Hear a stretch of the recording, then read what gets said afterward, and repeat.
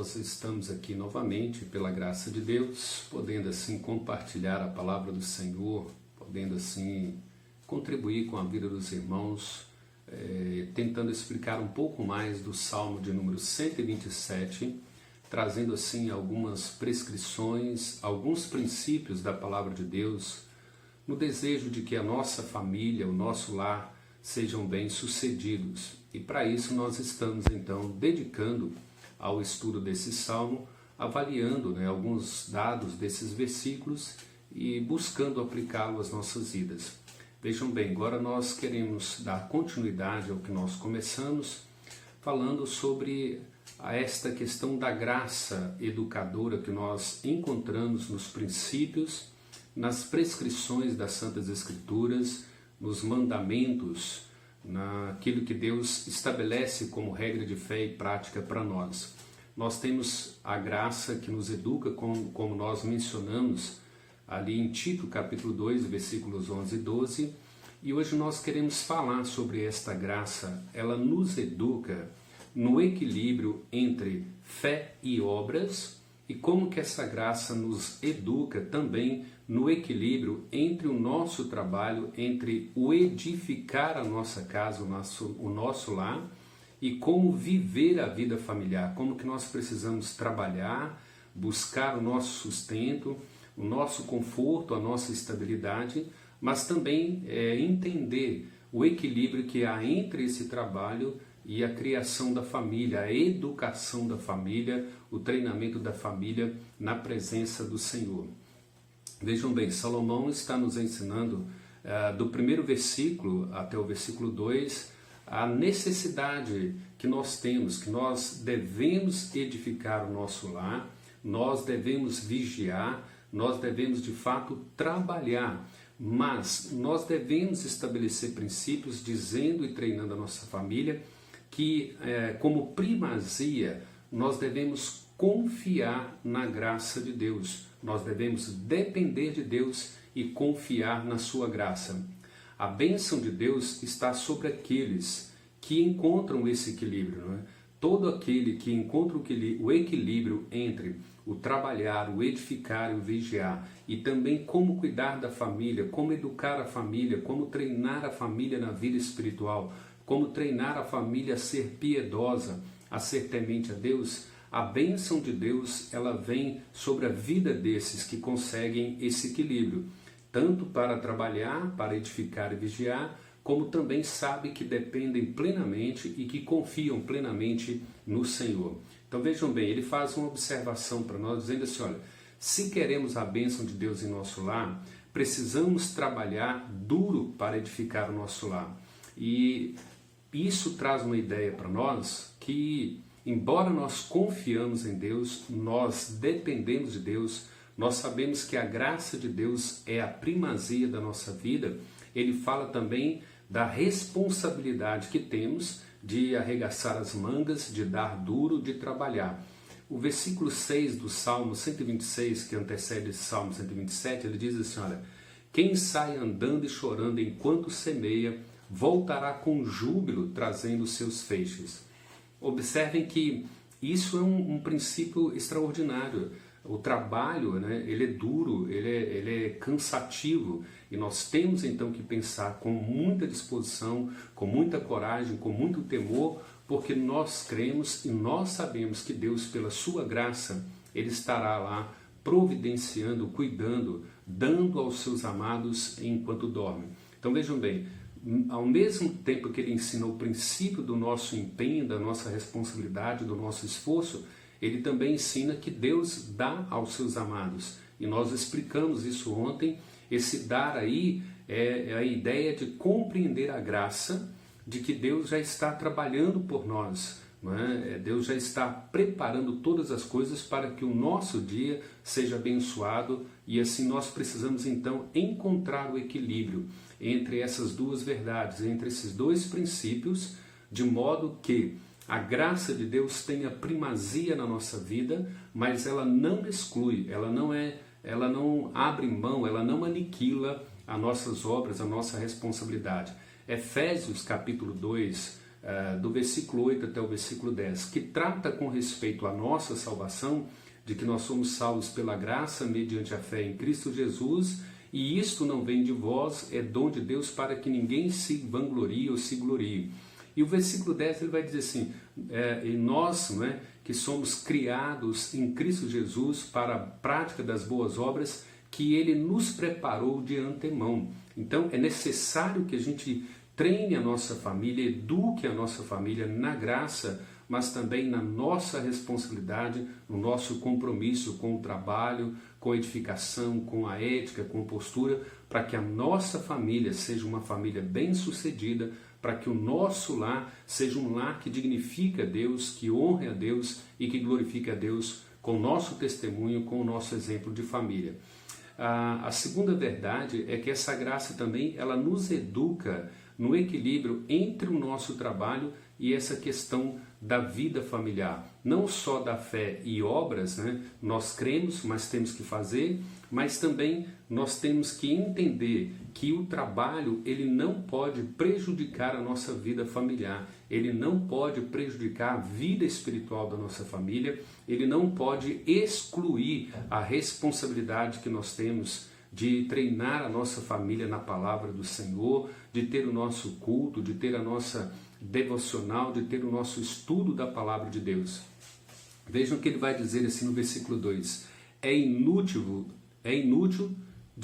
Inútil vos será levantar de madrugada, repousar tarde, comer o pão que penosamente granjeastes aos seus amados, ele dá enquanto dorme. Por que nós precisamos fazer essa observação?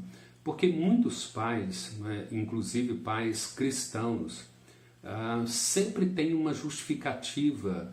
Por que ele trabalha tanto? Por que ele faz tantas horas extras? Ele começa a elaborar justificativas e que para ele talvez seja muito plausível, mas que não se justifica diante de Deus.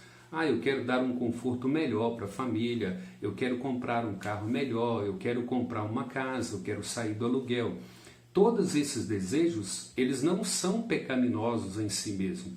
A grande questão é quando o chefe da família, o pai, você como sacerdote do lar, prioriza essas coisas, o conforto, a melhor escola, a melhor casa, o melhor carro, um plano de saúde, uma estabilidade, uma segurança para a família.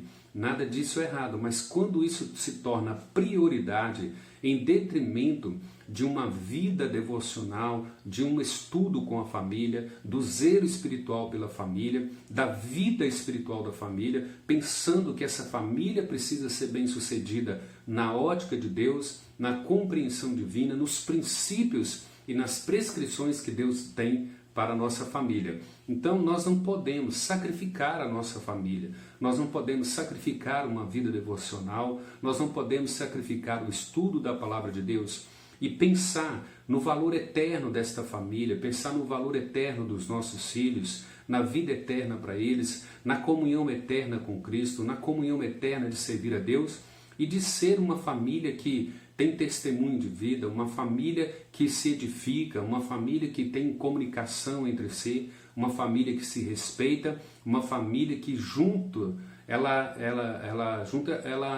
adora a Deus, ela glorifica a Deus, ela exalta o nome do Senhor. Vejam bem, então nenhum pai, nenhum sacerdote deveria levantar essas justificativas em detrimento, né? Uma boa escola, um bom conforto, uma casa melhor, um carro melhor, e assim nós então sacrificamos a vida espiritual. Salomão está dizendo que inútil fazer isso durante a madrugada e trabalhar e querer dar esse conforto em detrimento, em sacrificar a vida espiritual da nossa família.